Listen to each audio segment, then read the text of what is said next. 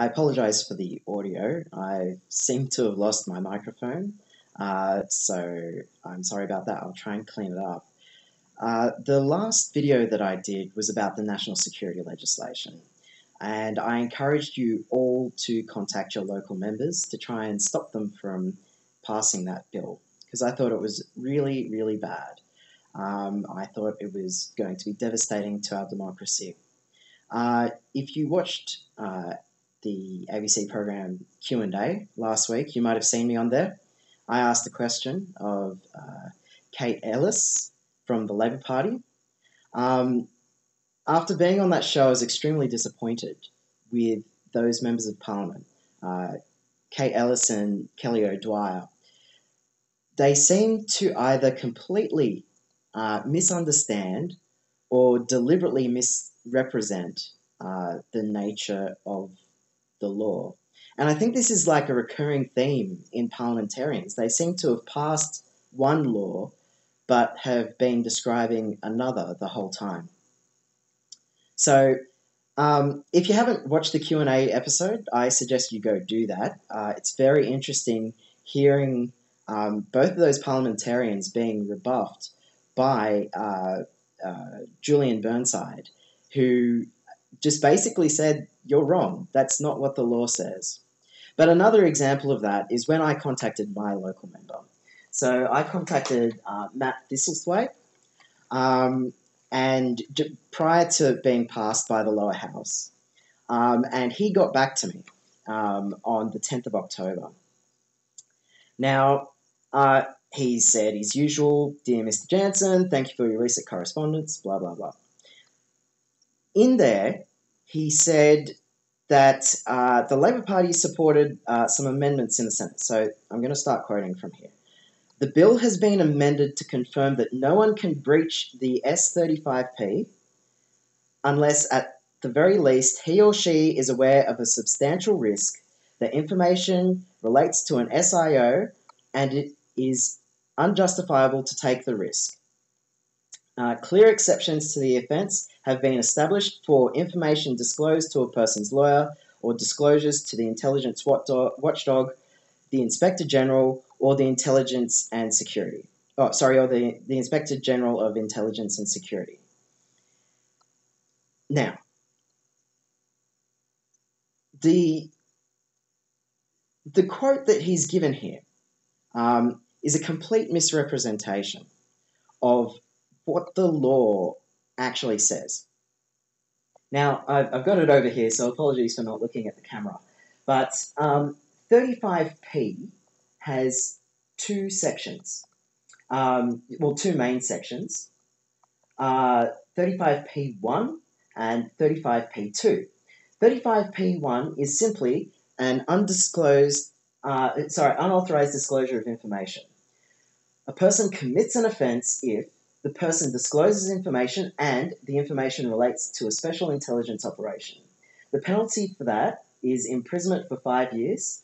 And note, recklessness is the fault element for the circumstance described in paragraph 1B of the section 5.6 of the Criminal Code. Now, recklessness has a very specific legal meaning. It means not that you're aware of the law or that you are going to commit an offence. It means that you have a reasonable belief that you are going to commit an offence.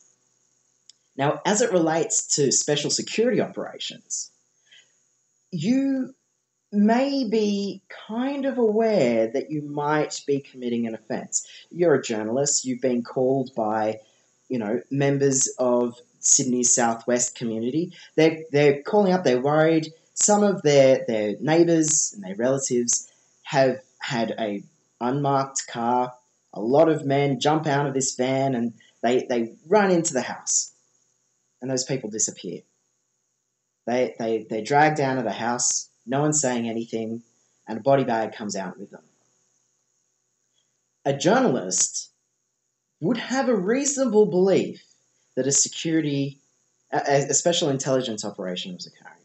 If they were to go to the police and report that, the police wouldn't be able to tell them that it's a special intelligence operation. So here we have a group of people who've been arrested, disappeared, who you have no way of knowing whether it's part of a special intelligence operation or not. And it appears that someone's been killed. That journalists, if they were to report on that, would be in big trouble, because anyone would have a reasonable doubt that it was possibly a special intelligence operation. They don't need to be certain. They don't need to be told. That's what this law says. They do not need to be told.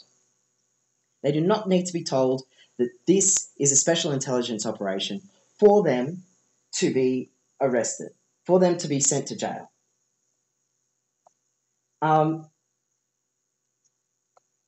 That's actually a big problem with what Matt Thistlethwaite has actually said, my local member. He said that the bill has been amended to confirm that no one can breach the S35P unless, at the very least, he or she is aware of substantial risk.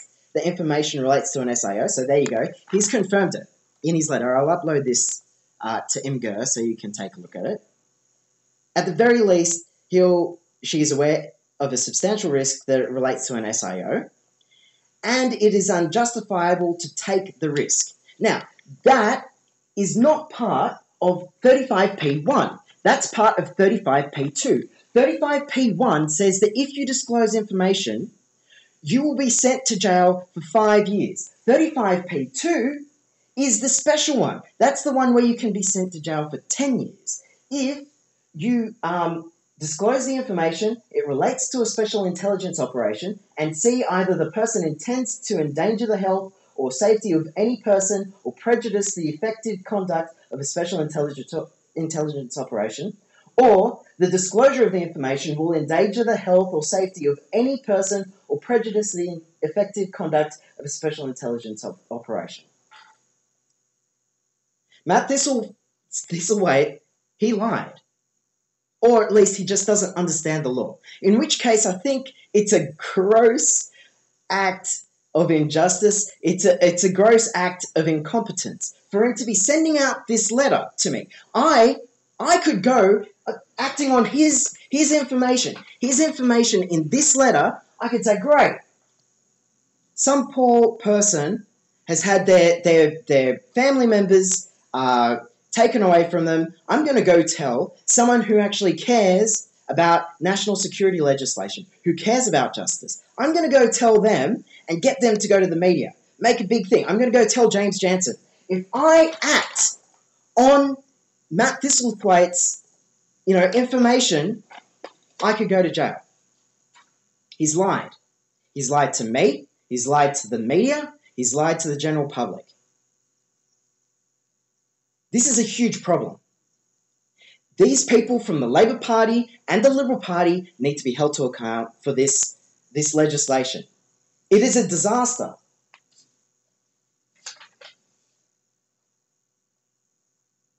The Labor Party keeps on running this line as well. He says, Matt, freedom of the press is vital to a free society. We will continue to monitor the operation of the SIO provisions, as amended, to make sure that they do not unduly limit the rights we hold dear.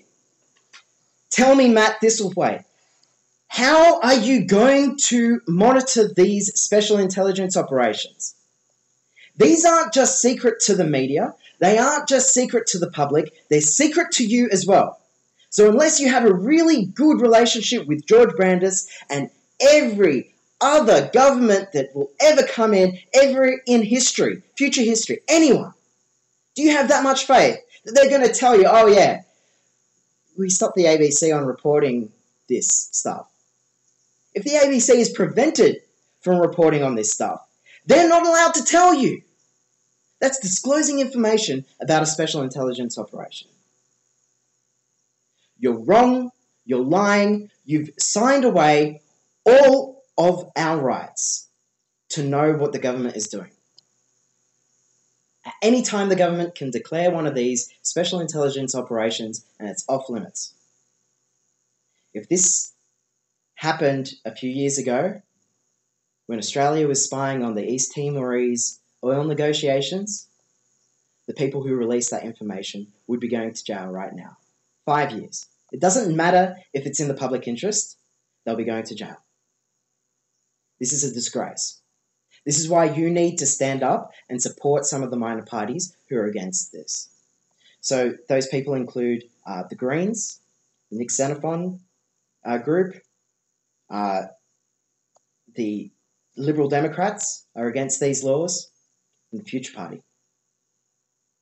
You need to show support for these parties so that we can get elected to government and boot out not just the Liberal Party, because this is not only their fault, to make sure that neither the Labor Party or the Liberal Party hold government ever again, because they don't care about our rights.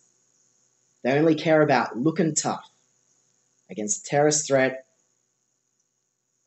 we can't even see.